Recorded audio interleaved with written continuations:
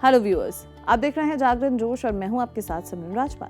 आज हम हिस्ट्री के एक बहुत ही जरूरी चैप्टर की बात करेंगे, बिहार से झारखंड के अलग होने की कहानी। ये सिर्फ दो स्टेट्स का पार्टीशन नहीं था, बल्कि सदियों यानी कि सेंचुरीज पुराने सांस्कृतिक और आर्थिक यानी कि इकोनॉमिक संघर्ष का नतीजा था। आइए देखते हैं कि इस विभाजन की नींव कहां रखी गई और बिहार रीऑर्गेनाइजेशन एक्ट सन 2000 ने क्या किया।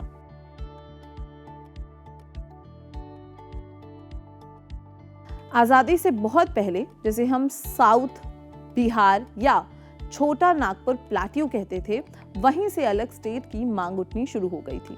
इसकी तीन मुख्य वजहें यानी कि रीजंस थे। सबसे पहला, ट्राइबल आइडेंटिटी। ये इलाका मुंडा, उरांव और संथल जैसी आदिवासी यानी कि ट्राइबल कम्युनिटीज का घर था। उनकी भाषा, संस्कृति और रहन सहन नॉर्थ बिहार के गैंगेटिक प्लेन से बिल्कुल अलग थे। फिर था रिसोर्स एक्सप्लॉयटेशन। इस इलाके में कोल, आयरन ओर और बाकी मिनरल्स का विशाल भंडार था। लोगों का ये मानना था कि रेवेन्यू तो यहाँ से जनरेट होता है, लेकिन विकास यानी कि डेवलपमेंट नॉर्थ बिहार में ज्यादा होता है। फिर है लैंड राइट्स। आदिवासी कम्युनिटीज अपनी जमीन और जंगल के अधिकारों यानी कि फॉरेस्ट राइट्स को लेकर बहुत सेंसिटिव थे। उन्हें यह डर था कि बाहर के लोग यानी कि नॉन ट्राइबल्स उनके रिसोर्सेज पर कब्जा कर लेंगे।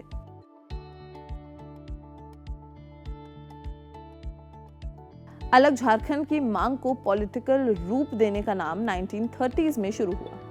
जयपाल सिंह मुंडा जैसे नेताओं ने आदिवासी महासभा बनाकर इस मूवमेंट को आगे बढ़ाया। आजादी के बाद सन 1955 में स्टेट्स रीऑर्गेनाइजेशन कमीशन यानी कि एसआरसी के सामने भी झारखंड की मांग रखी गई थी, लेकिन एसआरसी ने उस वक्त इसे खारिज कर दिया था।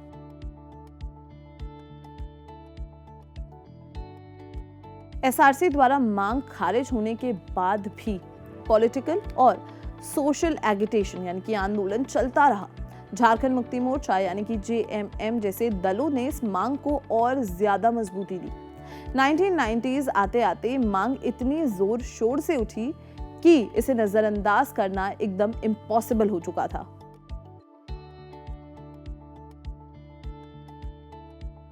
सेंट्रल गवर्नमेंट ने आखिरकार इस मांग को मानने का फैसला लिया। 1998 में बिहार विधानसभा ने एक अलग झारखंड स्टेट बनाने के प्रपोजल को मंजूरी दे दी, लेकिन ये प्रोसेस आसान नहीं था।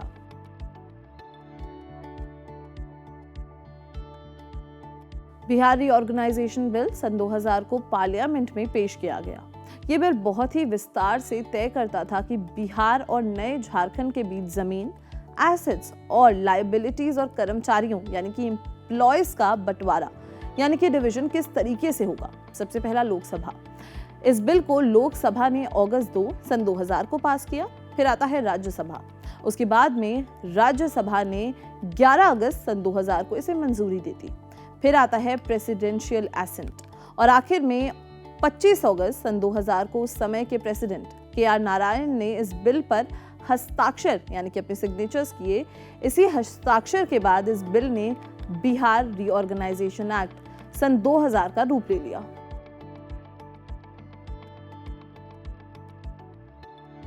बिहार रीऑर्गेनाइजेशन एक्ट सन 2000 के तहत एसेट्स और लायबिलिटीज को बहुत ही स्ट्रक्चर्ड तरीके से बांटा गया।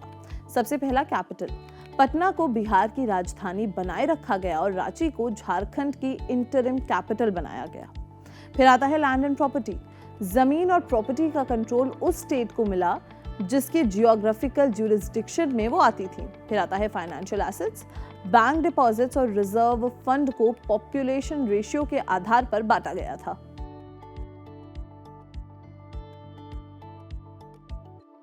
राजनीतिक सीट्स का विभाजन भी इस एक्ट द्वारा ही किया गया था। सबसे पहला, लोकसभा। बिहार की लोकसभा सीट्स को 54 से हटाकर 40 कर दिया गया और झारखंड को 14 सीट्स मिली। फिर आता है विधानसभा। बिहार विधानसभा की सीट्स 324 से 243 हो गईं और झारखंड विधानसभा को 81 सीट्स मिली। इस एक्ट ने बिहार और झारखंड की राजनीतिक बाउंड्रीज को परमानेंटली फिक्स कर दिया।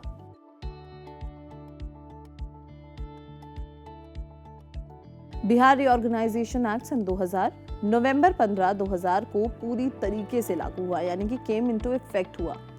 इसी दिन झारखंड भारत का 28th स्टेट बना। ये तारीख खास है क्योंकि ये बिरसा मुंडा का जन्मदिन भी है, जो आदिवासियों के महान नेता और फ्रीडम फाइटर थे।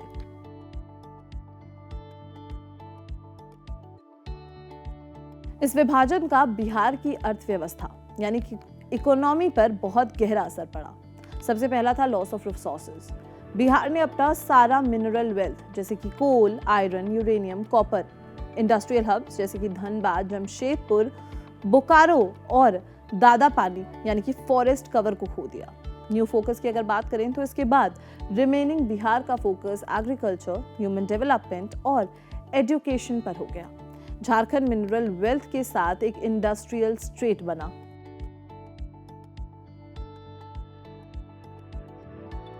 बिहार से झारखंड का अलग होना सिर्फ एक एडमिनिस्ट्रेटिव फैसला नहीं था, यह आदिवासी आइडेंटिटी की पहचान और विकास यानी कि डेवलपमेंट की एक बहुत ही लंबी और मुश्किल लड़ाई का नतीजा था।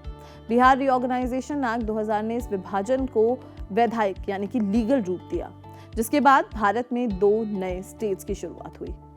आपके हिसाब से क्या ये पार्टीशन सही था? हमें कमेंट सेक्शन में जरूर बताएं, और अगर ये वीडियो पसंद आई हो तो इसे लाइक और शेयर करना बिल्कुल भी ना भूलें और देखते रहें जागरण जोश।